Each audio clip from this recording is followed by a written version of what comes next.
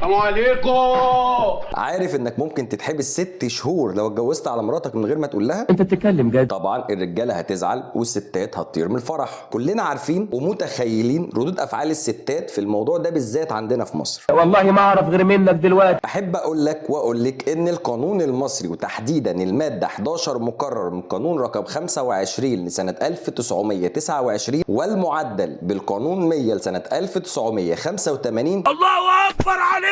بيقول لك ايه؟ ان الزوج لازم يكتب في وثيقه الزواج اذا كان متجوز من واحده تانية ولا لا. طب ولو كان متجوز، هنا لازم يكتب اسم كل الستات اللي في عصمته بالاسم والعنوان. ومش بس كده، لا بوشكاش محفوظ بيضحي النهارده. ده كمان ألزمت المأذون أو اللي بيوثق عقد الزواج إنه يرسل لكل زوجاته اختار رسمي مسجل بعلم الوصول. حاسس انك هتوديني في داهيه على فكره. ولو الزوج خبى المعلومات دي أو ادى معلومات غلط، هنا تطلع له المادة 23 مكرر من نفس القانون اللي بتعاقب الزوج في الحالة دي بالحبس لمدة 6 شهور وغرامة. اجمد كده وما تعيط. وكمان بتدي الحق للزوجة الأولى إن هي ترفع طلاق للضرر في حالة إن جوزها اتجوز عليها، حتى لو مش مكتوب الشرط دوت في عقد الجواز، حتى لو مش مكتوب الشرط ده في عقد الجواز، بس لو عرفت وسكتت هنا بقى بيصعد حقها في الشكوى أو الاعتراض. أما بالنسبة للزوجة التانية، لو عرفت إن جوزها كان متجوز قبليها ومخبي، يحق ليها هي كمان طلب الطلاق. اوسخ من كده مفيش. الخلاصة، القانون مش ضد تعدد الزوجات، ولكن هو بيدور ازاي يحفظ حق الزوجة سواء الأولى أو التانية. يعني يا معالي الباشا، عايز تتجوز زوجة تانية حقك شرعا وقانونا، ولكن عرف مراتك عشان القانون هيلسوعك.